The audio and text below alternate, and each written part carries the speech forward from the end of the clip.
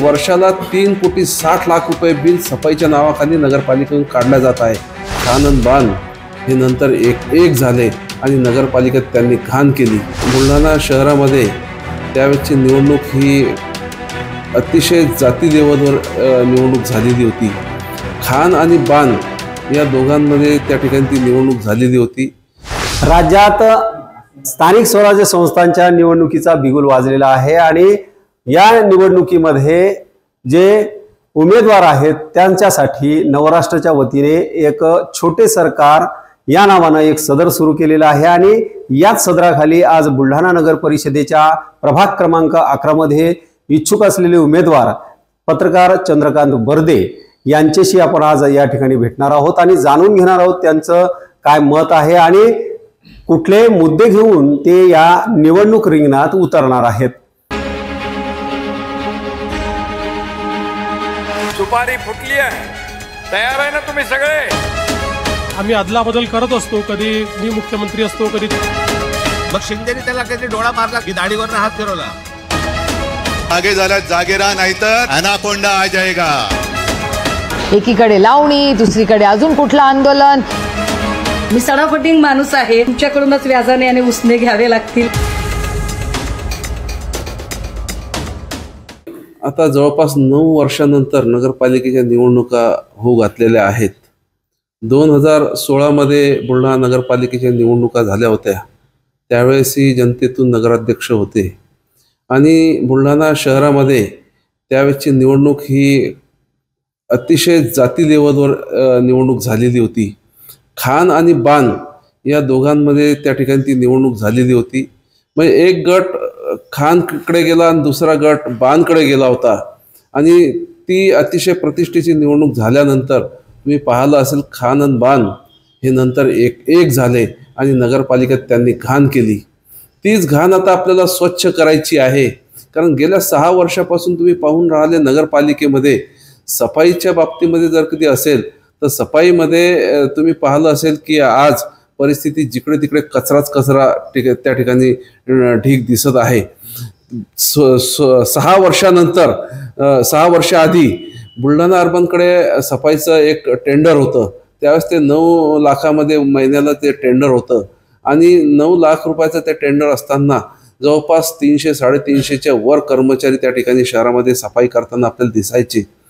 20-25 tractor JCB असं तामझाम होता त्यांचा आणि जिकडे तिकडे स्वच्छ शहर क्लीन केलं होतं। पण नंतर 6 वर्षानंतर नगरपालिकेची सत्ता एक हाती गेली, कोणाच्या हातात गेली काय गेली हे सर्व शहरवाल्यांना माहीत आहे, शहरवासियांना माहीत आहे आणि तो ठेका 9 लाखाचा 30 लाखावर झाला। म्हणजे वर्षाला 3,60,00,000 रुपये बिल सफाईच्या नावाखाली नगरपालिकेतून काढला जात आहे आणि 30ही कर्मचारी त्या सफाईच्या कामामध्ये नाही आहेत आणि जे कर्मचारी आहेत त्यांना तुटपुंजा पगार दिला जातो। 18,000वर सही घेतल्या ते 6,000 त्यांना दिल्या जाते। त्यामुळे 2 महिने आधी इथले सफाई कर्मचारी पायदळी मुंबईसाठी निघाले होते, हेही आपण चित्र या ठिकाणी पाहिलं। मग इतका भ्रष्टाचार या नगरपालिकेमध्ये सुरू आहे।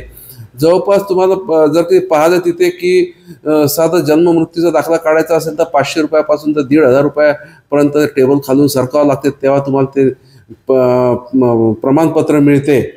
तसंच घर बांधकामाच्या वेळेस बी तुम्ही पाहिलं असेल, घराची जर काही परमिशन काढायची असेल 2-3 खोल्यांचं जर कधी असेल तर 5-10 हजार रुपये द्यावं लागतात किंवा मोठी जर काही तुम्हाला अपार्टमेंट बांधायचं असेल 10-15 लाख रुपयापर्यंत तुम्हाला त्या ठिकाणी मोजावे लागतात। जो नाही देणार त्यांना त्यांचे घराची परमिशन त्यांना मिळत नाही। म्हणजे ही परिस्थिती ती नगरपालिकेमध्ये आहे। तुम्ही त्यांना जर कधी फोन लावला, तिथे जर काही सांगितलं कोणाकडे गेले तर त्यांना धमक्यांचे फोन येतात किंवा या गोष्टी काही मागू नका, ते काही करू नका, तक्रारी करू नका, माहितीच्या अधिकाऱ्याखाली माहिती मागू नका, इतकी दहशत निर्माण करून ठेवलेली आहे। आणि शहराचा जर की तुम्ही विचार केला युवकांचा तर जिकडे तिकडे दारू, वरली, मटका या अशी दुकानं ठाटल्या गेलेले आहेत। म्हणजे या युवकांना अतिशय व्यसनाधीन करण्याचं काम या शहरामध्ये केलं गेलं आणि त्याचा परिणाम असा झाला की तुम्ही जर कधी आता पाहिलं असेल क्राईमचा ट्रॅक रेकॉर्ड तर भयानक रेकॉर्ड आहे की लहान लहान लेकरं चौकामध्ये खुपसून लोकांचे खून करत आहे, अशी परिस्थिती या शहरामध्ये झालेली आहे। म्हणजे आता जर कधी तुम्हाला भ्रष्टाचार जर कधी रोखायचा असेल तर तुम्हाला आता आम्ही तर लेखणी झिजवल्या या सर्व लिहून, पण प्रशासनावर याचा काही परिणाम होत नाहीये. म्हणून कुठेतरी आता विचार केला की आता लेखणी बाजूला ठेवून आपण स्वतःच ही नगरपालिकेची घाण स्वच्छ करण्याकरिता आता नगरपालिका निवडणुकीत उभं राहावं. आणि मी या मतदारांना या ठिकाणी विनंती करतो की आपण भरपूर आम्हाला आशीर्वाद दिला तर आम्ही या नगरपालिकेमध्ये आपल्या पूर्ण विश्वासाला पूर्ण उतरू आणि इथला भ्रष्टाचार, इथला दहशत, इथलं हे नशा मुक्ती शहर करण्यासाठी आम्ही प्रयत्न करू.